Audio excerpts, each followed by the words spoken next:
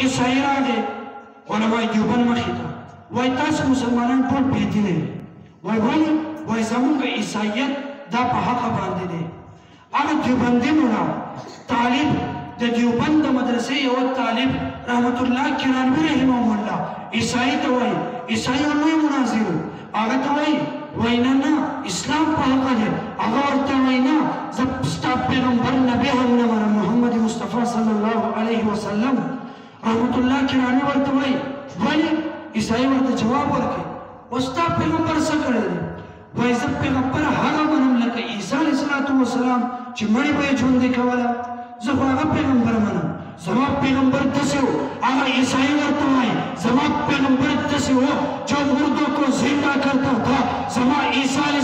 السلام داسې پیغمبر و مړی به ژوندی کوله ستا پیغمبر چېرته مړی ژوندی کړی دی مای محترمو علماء دیوبند وګورئ رحمت الله کرانوي ورته جواب ورکړي اے عیسائی پنڈت میری بات سن لو زما خبر ہوگا تو پیغمبر کی بات کرتا ہے تو نبی کی بات کرتا ہے تیرا پیغمبر خبری کے تیرا رسول خبری کے تیرا نبی خبری کے جستا پیغمبر مری جلدے کرے ہیں وہ اے عیسائی آ جاؤ قبرستان چلتے ہیں راشد قبر تزو یا قبر راتو غایا عیسائی قبر ستاد خوخی زبادری گم اللہ تب اللہ سچتو ہوا اللہ تب دعا کو ہوا کہ زما پا دعا باندے مری جندے نشو زما عیسائی کی نمو کچلتا زما پا دب دعا باندے مری جندے شو تب مسلمان کی گی آغا عیسائی آغی چیلن نقبر بھی رستو نسو تپوس کو بھی